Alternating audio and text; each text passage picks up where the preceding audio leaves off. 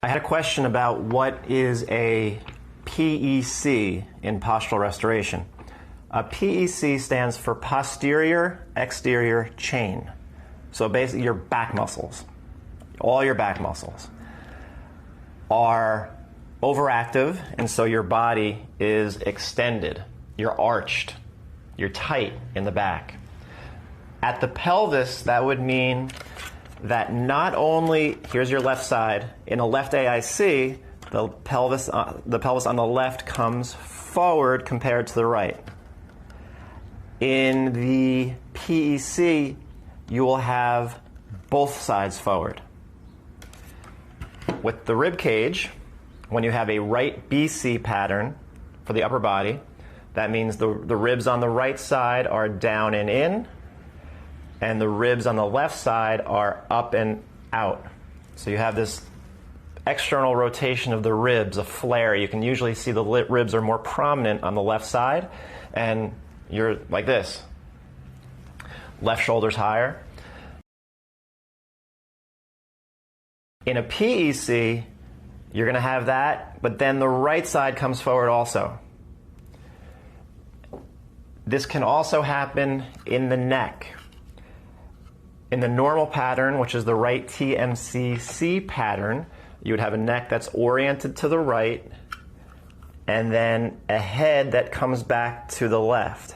So it would be neck oriented to the right and then a head rotating back to the left. That would put the left side of the neck forward compared to the right, but then, boom, they both come forward. And now you have a neck that's in a what they call a forward head posture. That's what that is. That's a neck that's flexed at the base of the neck, and then at the base of the head, it extends, and that's where you get a lot of nasty things occurring because it's all about the autonomic nervous system at the top. So a pelvis. So when you're in a PEC pattern of the pelvis and the rib cage. So you have both sides forward on the pelvis and then ribs, both sides elevated. That's really not a big deal. It's not. I always thought in the beginning, I was like, oh my God, this person's PEC because they're limited in range of motion everywhere. That's really not a big deal. When you find someone who has the neck forward on both sides, so completely forward head, forward neck posture, with then extension of the base of the skull, that's where you start to worry a little bit about that person. What put them into that position? So how do you go from left AIC to PEC? It's kind of hard to say, but one way is in order to deal with asymmetry. So remember, a little asymmetry is normal. That's how the body is. We're never going to be perfectly symmetrical. But when our asymmetry gets too great for our brain to kind of deal with it, in an attempt to deal with that asymmetry, it tries to attempt to become symmetrical. So here's an asymmetric pelvis because the left side is forward, but because we're constantly turning to the right and I can't get the left side to come back so the pelvis can orient to the left, your brain will just say, all right, well, let me try to get back to the left by bringing the right side forward also. And now you're straighter, but now you're locked up. You can't move. The pelvis isn't going anywhere. The same thing would happen in the rib cage.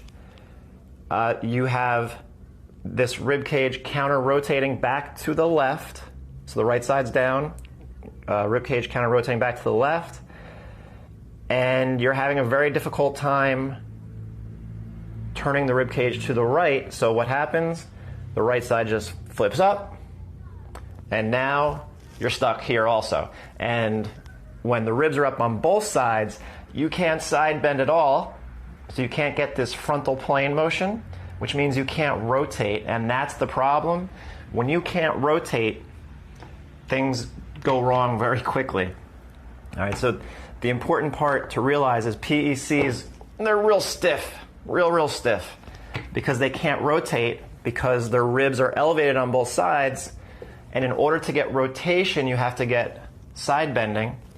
But a rib cage that's elevated on both sides puts the spine in a position that it can't side bend properly, which means it can't rotate properly. So these people are very stiff.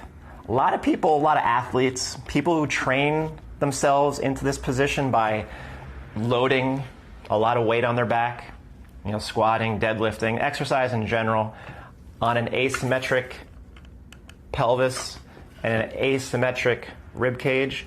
Maybe in order to deal with that, we go bilateral, so we become more stable, but we really do it at the expense of causing other problems later on. So these types of people are going to need a lot of hamstrings to pull the pelvis back. They need a lot of hamstrings, and they need abs, both sides. They're going to need internal obliques and TAs, transverse abdominis. Those are the two biggies. Hamstrings and internal obliques. The hamstrings bring the pelvis back into a neutral position, and then through exhalation, a lot of exhalation and a lot of flexing the spine forward and exhaling brings these ribs down in front, and now you can unlock your body. Neck, I'm not going to get into too much because it's just too complicated, but that's really what a PEC is. You are extended on both sides. You can't move too well. You have no hamstrings. You have no butt. You probably have a lot of lats, really overactive lats, probably causing shoulder problems, overactive QLs on both sides, overactive back extensor muscles. And so what you really have to do is you have to flex that system, get them reaching, exhale with hamstrings, and you can really do a lot of great work with PECs. But again, PECs aren't really that complicated.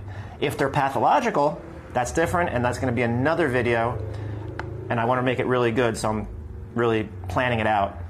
PECs aren't really that much more complicated than your average left AIC, right BC pattern. They just have it on both sides, but they'll pretty quickly progress to a plain old left AIC, right BC, and then you just go from there.